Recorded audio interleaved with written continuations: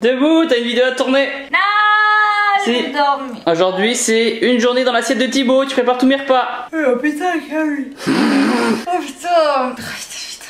Il est 8h28. Ah ouais, je suis en retard aujourd'hui. Oh là là, allez, cocotte. Je sais, mais j'avais besoin de sommeil. Allez, en piste. Transition, petit déj de Thibaut.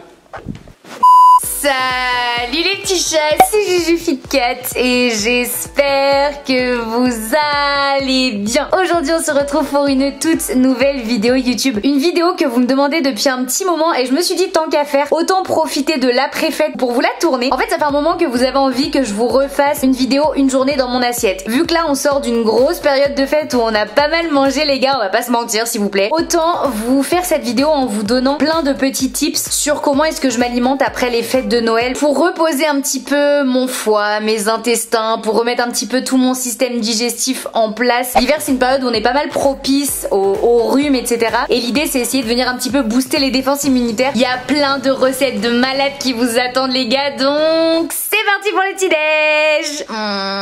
Ou pas, sinon je reste faire dodo toute la journée, s'il vous plaît.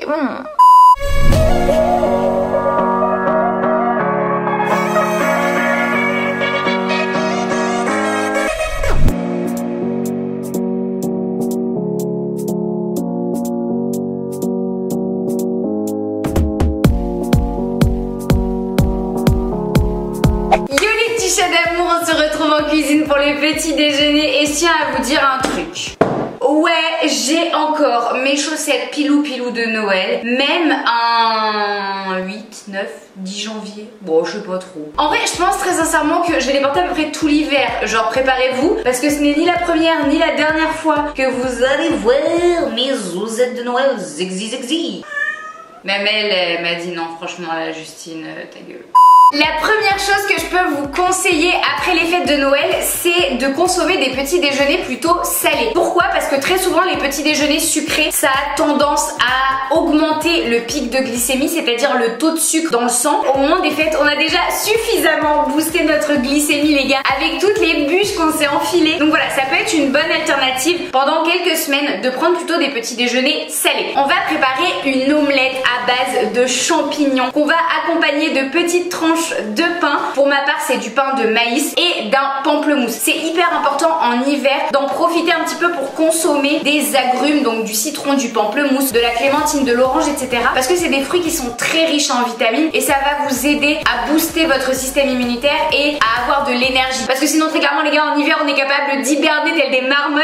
Donc on va tout de suite commencer par casser nos œufs dans un bol. Je vais casser un premier œuf entier, un deuxième œuf entier là encore. Et ensuite j'ajoute simplement un blanc d'œuf. Donc là on fait attention. On vient remuer la base de notre omelette dans le bol.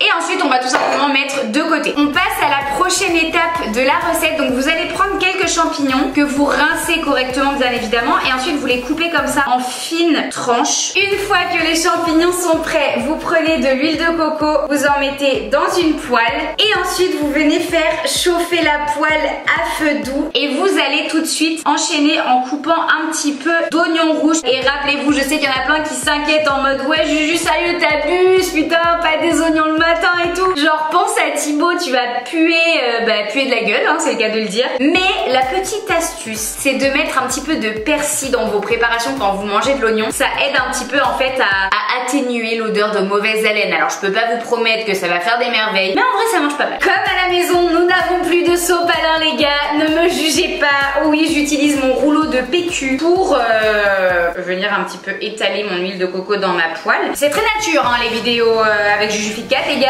Là pour le coup je peux pas faire plus 100% vraie vie que ça. Dites-moi si à la maison il y en a d'autres parmi vous qui utilisent leur PQ pour autre chose que leur utilisation normale. Genre je suis sûre il y en a qui utilisent leur PQ pour se moucher, pour s'essuyer les mains, pour essuyer un truc ou pour étaler comme moi de l'huile de coco dans une poêle. Oui, ce sont des choses qui se font. On prend les petits oignons, on les met à dorer dans l'huile de coco et on va tout de suite pouvoir ajouter nos champignons qui vont dorer avec. Et là il va simplement falloir laisser le temps que les champignons dorent correctement et réduisent avant de pouvoir ajouter les œufs. Pendant ce temps là vous pouvez très bien prendre vos petites tartines de pain, vous les mettez à dorer au grille-pain et vous pouvez également préparer votre pamplemousse. Alors la petite astuce, et là je vous jure que je vais en sauver retrouver plein. J'entends souvent, ouais mais Juju, le pamplemousse c'est hyper amer et tout. Le problème en fait c'est que la majorité des gens viennent couper le pamplemousse là en plein milieu et du coup ensuite se retrouvent à manger directement à la petite cuillère et vous vous retrouvez en fait à manger la peau du pamplemousse. La peau est hyper amère alors que la pulpe du pamplemousse est hyper sucrée. Donc ce qu'il faut faire c'est vraiment l'éplucher comme vous auriez épluché une clémentine, ça c'est la base. Et ce que vous allez faire quand vous allez le manger, vous allez retirer cette petite pellicule fine et ne manger que comme vous le voyez de ce côté-ci, la pulpe. Je vous montrerai ça au petit-déj. Alors c'est pas très glamour les gars, mais vraiment si vous avez envie de manger un pamplemousse bon, il faut écouter Juju. Maintenant que les champignons sont grillés, vous prenez votre omelette,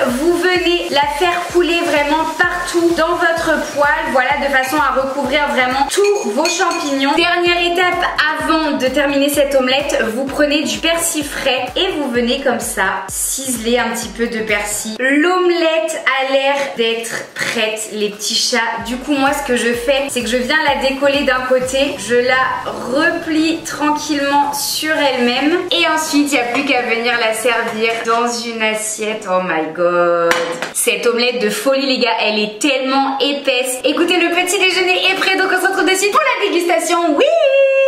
Là les gars, vous voyez littéralement mes vraies habitudes de petit déjeuner, à savoir que le matin je me cale avec ma petite table sous mon petit plaid et nous allons de ce pas tester cette petite omelette aux champignons qui je pense sera très très bonne. Trop bon, sur la petite tranche de pain là ça va être juste mais parfait. Et maintenant les gars, venons-en aux choses sérieuses. Comment manger un pamplemousse en quelques étapes hyper simple. Je vous jure vous allez revivre hein, vraiment. Je viens vraiment retirer toute la petite pellicule qui est autour des pulpes du pamplemousse. Et ensuite la technique pour ne manger que la petite pulpe rose là que vous voyez là, bah, c'est d'y aller un peu comme un goret. Et voilà. Et là vous voyez il reste encore la petite pellicule ici et moi je suis venue arracher uniquement la pulpe. Alors certes vous en avez partout mais franchement c'est tellement bon. Sur ce les gars, on se retrouve à midi. On se retrouve pour le repas du midi et ce midi on va préparer un Buddha Bowl. Le Buddha Bowl en fait c'est un bowl comme son nom l'indique où vous allez pouvoir mettre un petit peu tous les ingrédients qui vous plaisent dans les différentes catégories d'aliments et c'est ça qui va être intéressant parce que du coup vous allez pouvoir répartir correctement vos nutriments et avoir tout ce qu'il vous faut pour avoir un repas équilibré. On va commencer par faire griller notre source de protéines. La protéine que j'ai choisie aujourd'hui c'est le tofu fumé. Faut savoir qu'un Buddha Bowl ça se veut vegan ou au mieux végétarien. Donc l'idée c'est vraiment de choisir des protéines d'origine végétale. Vous coupez votre tofu en petits cubes et vous allez tout simplement le mettre dans une poêle et vous allez comme ça faire dorer votre tofu de façon à ce qu'il soit légèrement croustillant. Ouais je sais, mon kiki sur la tête va très certainement vous saouler tout au long de cette préparation de repas du midi. Mais les gars, je suis une adepte de cette coiffure. Genre en vrai c'est trop pratique. Depuis que j'ai les cheveux plus courts, j'ai des petites mèches devant là qui me tombent devant les yeux. Et du coup avec le kiki les gars, on est pas mal. En plus de ça on peut faire la danse du kiki. C'est la danse du kiki, la danse du kiki. Je me dis que quelqu'un qui n'a pas l'image et qui entend juste ça doit se demander ce que vous êtes en train de regarder sur YouTube. Pendant que notre tofu est en train de griller dans une poêle, le tofu fumé, vous pouvez franchement très facilement en trouver partout. Vous en avez aussi bien dans les rayons bio de vos supermarchés que dans les magasins biologiques. Pour la suite de la recette, vous allez prendre de la patate douce. J'ai pris de la patate douce blanche, mais vous pouvez prendre de la patate douce à chair orangée. Donc vous allez la couper en tranches suffisamment épaisses. Vous la rincez bien évidemment. Et vous allez la faire cuire au four à micro-ondes pendant environ 7 minutes à puissance maximale. Pendant ce temps-là, on va prendre du chou kale. Le chou kale, vraiment, c'est toute ma life les gars, c'est hyper bon. Et surtout quand vous le faites un petit peu doré à la poêle, vraiment, ça a un goût juste, un goût de fou. Je pourrais pas vous dire mieux. Donc ce que vous allez faire, c'est que vous allez l'arracher de sa tige. Vous allez bien évidemment les rincer correctement à l'eau. En même temps les gars, on va éviter de les rincer au vin ou au champagne. Je pense que vous et moi, on en a suffisamment bu pendant les fêtes perso. J'ai tourné au champagne pendant toutes les fêtes de Noël et de Nouvel An et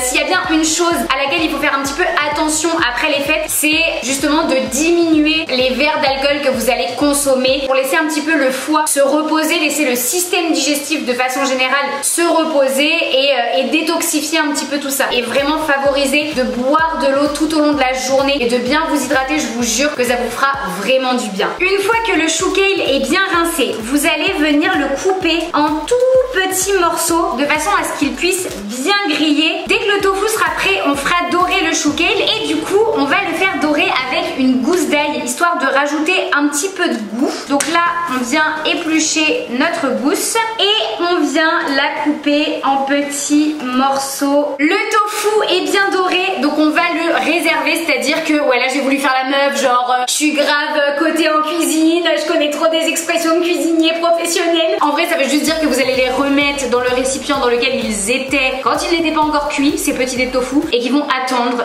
que le reste de la recette soit prêt. Et hop les gars, au dodo! C'est donc le moment de faire griller notre chou kale. Donc on va prendre un petit peu d'huile d'olive qu'on met dans une poêle. Oui Kiki, j'arrive. J'appelle tout le monde Kiki aujourd'hui. Ma coiffure, mon micro-ondes.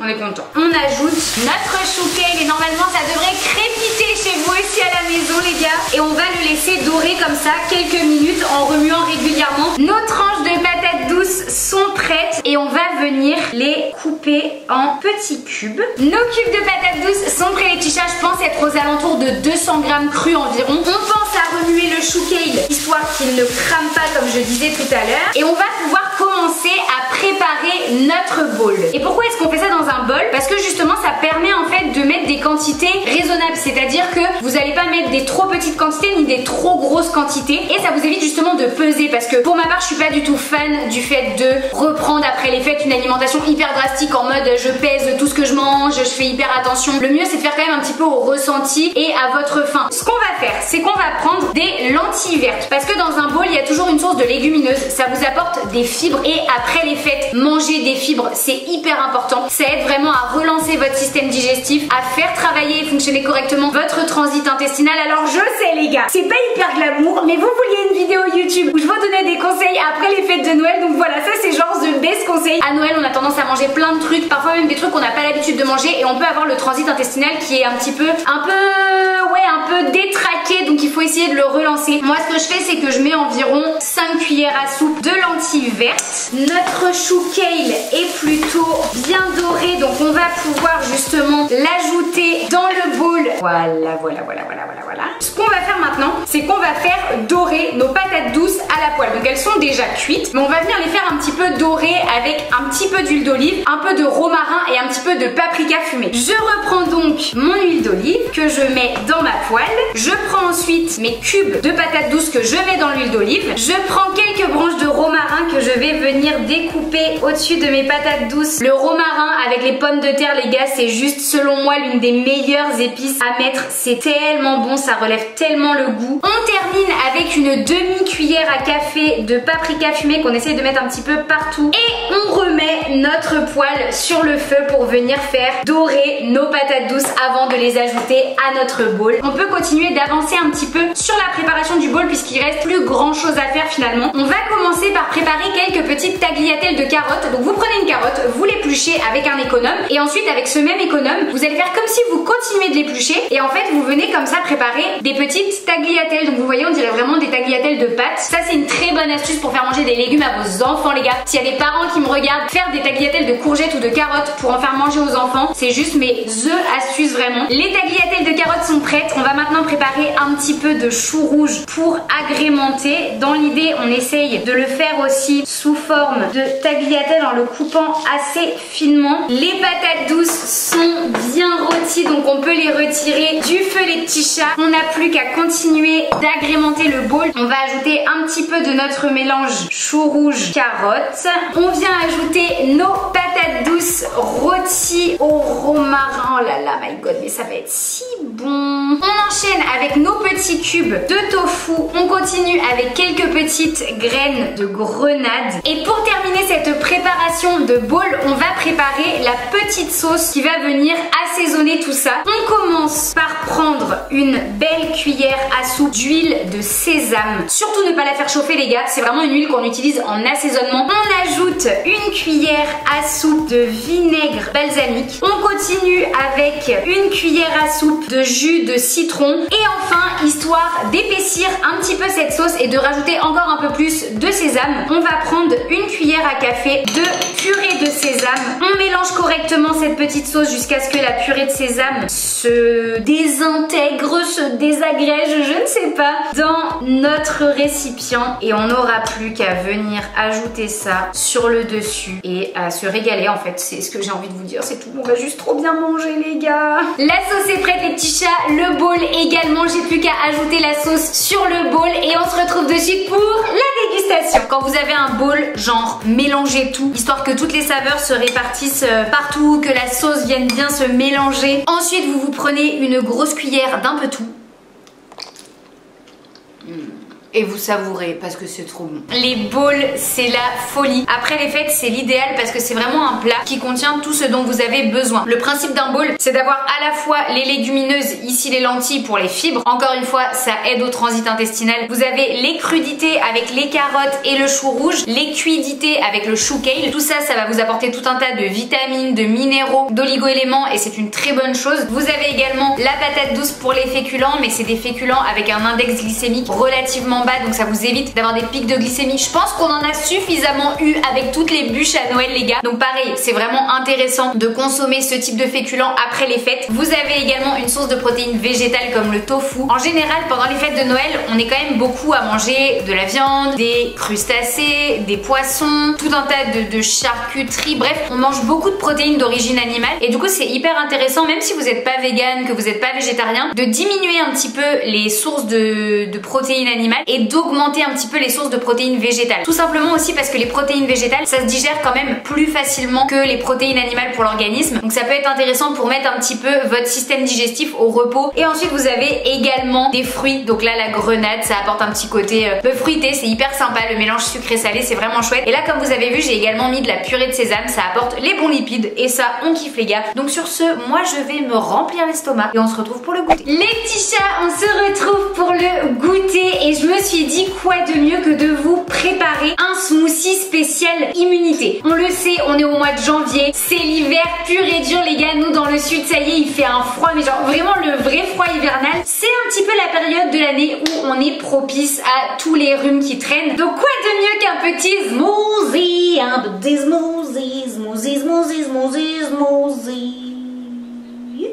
petit smoothie orange, mangue, carotte. Vous allez voir, promis, vous allez kiffer. Pour ce smoothie, on va commencer par prendre une orange. L'orange, vous allez l'éplucher et même venir retirer la toute petite pellicule fine autour des quartiers d'orange. Et une fois que ce sera prêt, que vous aurez récupéré uniquement la pulpe, vous allez l'introduire dans un mixeur. Ok. On enchaîne ensuite avec de la mangue fraîche. Ce qui est très cool en plus, c'est que la mangue, c'est un fruit exotique d'hiver. C'est-à-dire que c'est un fruit qu'on retrouve beaucoup au mois de décembre ou au mois de janvier. À cette période, elles sont vraiment hyper sucrées. Elles sont vraiment hyper bonnes. Vous en prenez environ 100 grammes, histoire d'avoir vraiment un smoothie hyper onctueux. On enchaîne avec le jus de carotte. Alors vous prenez du jus de carotte 100% carotte et là vous allez en ajouter exactement 100 ml. Alors on y va tranquille. Encore un tout petit peu. On continue avec 100 ml de lait végétal. Pour ma part, j'ai choisi du lait de soja à la vanille. Mon mixeur va déborder, les petits chats. Je ne sais même pas comment je vais ajouter la suite de la recette à l'intérieur, mais bon, on y croit. Ah ouais, c'est chaud là. Mais à quel moment j'ai cru que tout ça, ça allait rentrer quoi. Bon écoutez, on y croit. Au pire, ça débordera un petit peu, mais je pense que ça peut le faire. On ajoute une cuillère à café de purée d'amande. Voilà. Ça vous donne environ 10 grammes de purée d'amande, c'est beaucoup trop bon. On continue avec une cuillère à café de miel. Non mais mon mixeur va déborder les gars. Pareil, ça vous fait environ 10 grammes de miel. La meuf lèche toutes les cuillères. C'est un sketch. Une demi-cuillère à café de curcuma. Et là, le curcuma, vraiment, c'est cette épice qui va vous aider à booster votre système immunitaire pendant cette période hivernale. Et rassurez-vous, vous ne sentirez pas trop le goût. Je sais qu'il y en a à qui ça peut faire peur parce que le curcuma, c'est quand même une épice qui se sent relativement bien. Mais croyez-moi, ça va être hyper bon. Vous mettez une demi-cuillère à café de cannelle, les gars, et il n'y a plus qu'à mixer. Non mais la vérité, si j'arrive à mixer sans en foutre partout, je sais pas ce que je fais, mais je le fais. Je dégage un peu le plan de travail parce qu'à tout moment les gars on part sur un vrai délire et j'ai pas envie que vous manquiez ça quand même. Oh putain, Tu fais n'importe quoi. Ah mais j'avais prévenu aussi, putain j'en ai foutu partout. J'avais tout nettoyé la cuisine. Bah ce sera pas la danse du mixeur aujourd'hui, je suis dégoûtée. Après je pense qu'en vrai ça va être hyper bon hein. Non mais ça va être trop bon, attendez je goûte. Oh c'est trop bon, juste prenez un mixeur plus grand que le mien, genre là j'en ai foutu mais partout. Non mais c'est un sketch, ne jamais venir faire la cuisine avec moi les gars. À tout moment. J'ai trouvé une technique Biba. Ouais. C'est bizarre tes vidéos. Je suis un petit chat. La vérité les chats, ce smoothie est juste oufissime. On sent pas du tout le curcuma, c'est hyper léger, c'est vraiment un smoothie que je vous recommande à la maison si vous avez besoin d'un petit shot de vitamines en cette période hivernale. Vraiment je vous jure c'est une petite merveille. Sur ce les gars, je vous dis chin et on se retrouve pour le repas de ce soir. Chin. On se retrouve pour le dernier repas de la journée les petits chats et je sais pas vous mais moi quand j'étais petite ma grand-mère me faisait toujours des soupes et des veloutés pendant l'hiver. Bon j'avoue l'excuse c'était t'inquiète Juju, si tu manges des soupes tous les soirs tu vas grandir. Fort être constaté que moi aimer 1m60 on n'a pas eu envie de pousser plus que ça donc bon. Du coup ce soir j'ai décidé de vous préparer un velouté à base de courge muscade et on va également ajouter un petit peu de crevettes, de feta, vous allez kiffer. Et on va tout de suite commencer par mettre 1,5 litre d'eau à bouillir dans lequel on va ajouter un petit bouillon de légumes qu'on va laisser fondre tout simplement. Dès que l'eau bout les petits chats et que le bouillon de légumes est bien fondu, vous allez prendre votre courge muscade, bien évidemment vous l'épluchez, vous la coupez en petits cubes et vous allez venir les ajouter dans votre casserole. À chaque fois ah putain, mais je suis nulle à ça, à chaque fois je m'en fous partout, ça m'explose dessus l'eau brûlante là, c'est horrible. En fait il faut faire ça d'un grand coup sec. Oh putain. Je me fais attaquer par ma propre cuisine, putain c'est un sketch. Et vous laissez les cubes de courge bien cuire. Vous allez voir au bout d'un moment, vous prenez un couteau, vous plantez à l'intérieur. Si ça s'enfonce correctement, c'est qu'elles sont suffisamment cuites. Ok les gars, je venais de tourner toute une partie de la vidéo, sauf que j'ai oublié d'appuyer sur REC. Donc ce que je vous disais c'est que j'ai pris de l'échalote et de l'oignon jaune que j'ai mis dans un wok pour le faire revenir dans de l'huile d'olive. Une fois que votre oignon et votre échalote sont en train de griller, vous allez prendre une fourchette ou un couteau et vous allez tenter comme ça de percer, de transpercer un cube de courge. Là on voit que ça passe hyper bien à travers, ça signifie que notre courge muscade est prête. Donc vous prenez votre mixeur et vous allez ajouter vos cubes de courge et là vous allez venir ajouter votre bouillon dans le mixeur. Au niveau de la quantité de bouillon à ajouter, ça dépend complètement de la texture que vous voulez donner à votre velouté. En fait si vous voulez un velouté qui soit un peu plus comme une purée, vous mettez pas trop de liquide. En revanche si vous voulez quelque chose qui soit un peu plus proche d'une soupe, et bien là vous en mettez un petit peu plus et vous pouvez bien évidemment adapter au fur et à mesure que vous allez mixer. Là j'ai mis exactement 500 ml de bouillon et on va voir de suite ce que ça donne. Notre oignon et notre échalote sont bien dorés, donc ce qu'on va faire c'est qu'on va en laisser un tout petit peu dans le wok, mais on va en mettre une bonne partie dans le mixeur pour donner un petit goût, en fait hyper cool à notre velouté. Donc là j'en mets à peu près les 2/3 et je garde le reste pour la suite de la recette. C'est le moment les gars de mixer une première fois et de voir ce que ça donne. Alors j'espère que ça va pas en foutre partout. Attention. Ok. Ok, ça coule un peu mais ça va. Le velouté de courge est bien mixé les petits chats. Je vais l'ajouter dans un petit saladier et je vais venir terminer de broyer les derniers petits morceaux qui restent. Pour ma part, avec 500 ml de bouillon, ça donne vraiment plus un aspect soupe. Et perso, je préfère parce que je pense que vous le savez, je déteste la purée les gars. Donc faire quelque chose qui ressemble à de la purée, c'est genre, c'est pas possible. On prend donc notre soupe qu'on vient mettre dans le saladier. Comme je vous disais, on vient terminer de mixer à l'intérieur directement du saladier. À À chaque fois, je m'en fous partout les gars, je viens encore de m'exploser de la soupe à la figure. Le velouté de courge est quasiment terminé, donc là je le mets de côté. Et ce qu'on va faire, c'est que comme je vous avais dit tout à l'heure, j'ai laissé un petit peu d'échalotes et d'oignons avec un peu d'huile d'olive dans le wok. Et on va tout de suite ajouter des crevettes qu'on va venir faire griller tranquillement. Et pendant ce temps-là, on va pouvoir reprendre notre velouté dans lequel on va venir ajouter une belle cuillère à café bien bombée de curcuma ainsi qu'une belle cuillère à café bien bombée de curry les gars. On redonne un petit coup de mixeur. Et là, on a un merveilleux velouté de courge à servir à table. Là, franchement, la quantité que je vous ai fait, ça correspond à peu près à une quantité pour 2 voire 3 personnes. On pense à remuer les crevettes de temps en temps, histoire qu'elles ne crament pas. Et on va commencer à dresser notre assiette tranquillement. Donc là, je vais me servir d'abord du velouté. Oh là là, la texture a l'air juste ouf. Ça me rappelle tellement les soupes de ma mamie. Ça va être la boulie.